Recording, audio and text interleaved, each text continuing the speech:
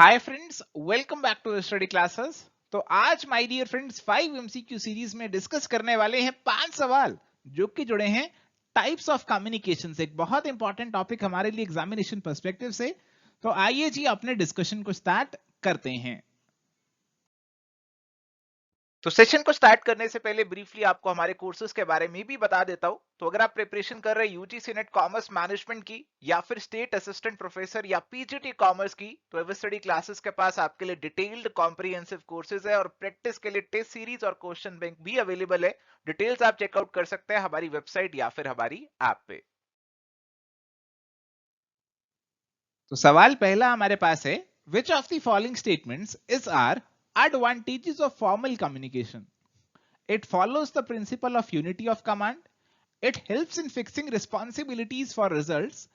It helps in maintaining authority relationship. It leads to smooth and fast communication. Formal communication, अलग अलग types है communication के, और यहीं पे हमारे पास आ जाता है फॉर्मल कम्युनिकेशन। आपको बताने की इसके बारे में कौन सी बातें यहां पे सही बता रखी हैं।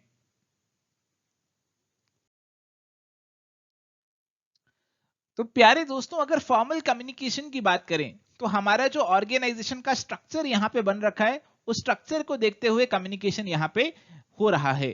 तो फॉर्मल तरीके से कम्युनिकेट हम यहां पे कर रहे हैं, तो हमारी यूनिटी ऑफ कमांड का जो प्रिंसिपल है यहां पे फॉलो हो जाता है। आप रिस्पॉन्सिबिलिटी फिक्स कर सकते हैं रिजल्ट्स को लेकर, कम्युनिकेशन को लेकर, क्योंकि यहां पे प्रॉपर चैनल के थ्रू कम्युनिकेशन होगा। और अथॉरिटी रिस्पॉन्सिबिलिटी रिलेशनशिप्स हैं वो भी यहां पे बरकरार रहेंगे। बट कम्युनिकेशन का जो प्रोसेस है वो आपका फास्ट नहीं रहेगा, उसमें काफी टाइम लगेगा। अगर सबसे नीचे वाले बंदे ने सबसे ऊपर वाले बंदे को कोई बात पहुंचानी है तो उसमें काफी समय लग जाएगा, क्योंकि प्रॉपर सीक्वेंस से हमारी कम्युनिकेशन मूव ऑन यहां पे करेगी। तो इसीलिए यहां पे कम्युनिकेशन आपका स्मूथ और फास्ट नहीं हो पाता। और आंसर यहां पे हमारा क्या बनने वाला है? It is going to be option number A, 1, 2 and 3। चलिए अगला सवाल है, असर्शन दी गई है, diagonal communication violates the principle of unity of command. Reason है, diagonal communication cuts across the level of organisational structure. तो यहां पे आपको बताना है कि बातें जो लिखी गई हैं वो सही लिखी गई हैं या फिर इनमें कोई गलती है। डायगोनल कम्युनिकेशन के बारे में आपसे यहां पे पूछ रहे हैं। तो यहां पे हम देख सकते हैं कि व्हाट इज डायगोनल कम्युनिकेशन। आप देख सकते हैं डायगोनल कम्युनिकेशन के अंदर हमारे जो दो लोग कम्युनिकेट कर रहे हैं वो डिफरेंट लेवल पे हैं, डिफरेंट डिपार्टमेंट्स में है। तो एक यहां पे है और एक पर्सन यहां पे है, अलग अलग डिपार्टमेंट में है और अलग अलग लेवल पे हैं, और इनके बीच में यहां पे कम्युनिकेशन चल रहा है। तो यूनिटी ऑफ कमांड की तो यहां पे धज्जियां उड़ गई, यूनिटी ऑफ कमांड यहां पे फॉलो नहीं हुआ। और डायगोनल कम्युनिकेशन जो है वो लेवल्स ऑफ ऑर्गेनाइजेशन स्ट्रक्चर को कट से क्रॉस करता है, वो भी आप यहां पे देख सकते हैं। तो इसीलिए हमारा आंसर बनेगा ऑप्शन नंबर ए का, कि both A and R true. चलिए अगला सवाल है, consider the following statements and identify the correct code. Statement 1 है, paralanguage is the exception to the definition of non verbal communication. Statement दी गई है second, paralanguage involves verbal and non verbal aspects of speech that influence the meaning, tone, intensity, pausing and even silence. तो यहां पे आपको बताना है कि स्टेटमेंट सही है या फिर इनमें कोई गलती है। पैरा लैंग्वेज के बारे में आपसे यहां पे पूछ रहे हैं।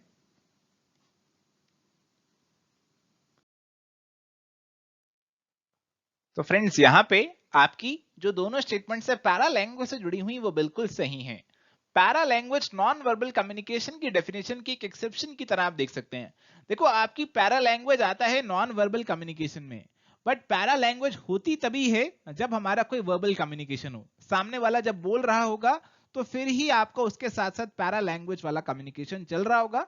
सो इसीलिए ये बेसिकली आपके बोलने के स्टाइल से जुड़ी हुई है कि किस तरीके से आप बोल रहे हैं, आपकी वॉल्यूम, आपकी पिच, आपका स्पीकिंग रेट, आपकी वॉइस क्वालिटी।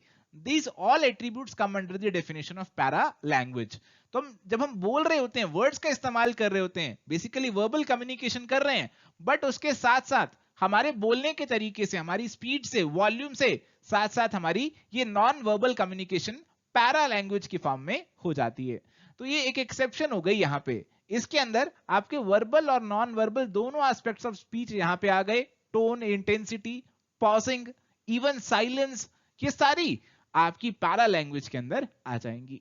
तो उम्मीद करते हैं आपको पैरा लैंग्वेज के बारे में अब समझ में आया है और इसीलिए आंसर यहां पे आपका ऑप्शन नंबर सी का बनेगा।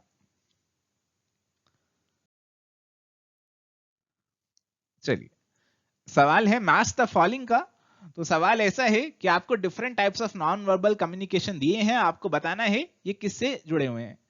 तो सबसे पहले काइनेसिक्स, हैप्टिक्स, प्रॉक्सिमिक्स और क्रॉनिमिक्स। तो आपको करनी है इनकी मैचिंग।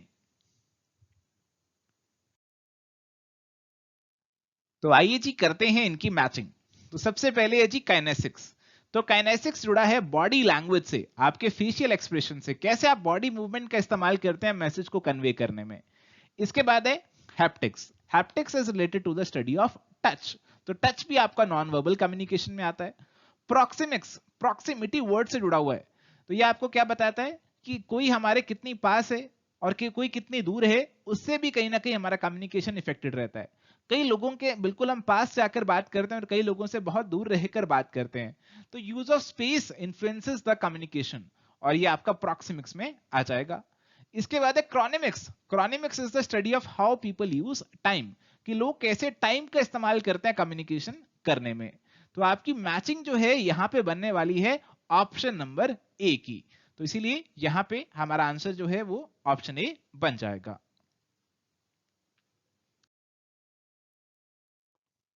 चलो जी, सवाल यहां पे है which of the following is not a type of informal communication. इनमें से कौन सा इनफॉर्मल कम्युनिकेशन का टाइप नहीं है। Single strand, gossip, probability, horizontal. बताइए इनमें से कौन सा इनफॉर्मल कम्युनिकेशन में नहीं आएगा।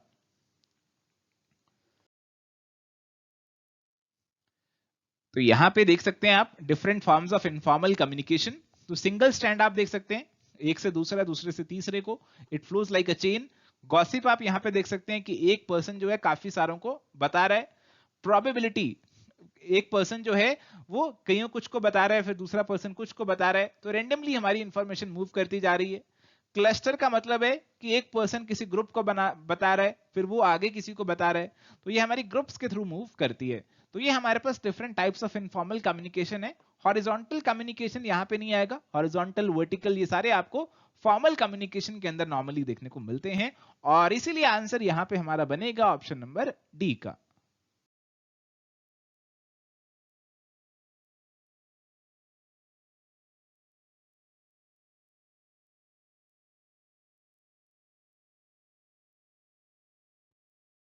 सो माय डियर फ्रेंड्स, ये था हमारा डिस्कशन। यहाँ पे आपके लिए होमवर्क का सवाल है, इसका आंसर आपको देना है इस वीडियो पे कमेंट करके। हमें इंतजार रहेगा आपके आंसर्स का।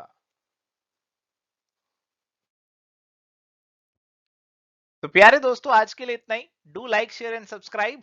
Bye, take care, all the best.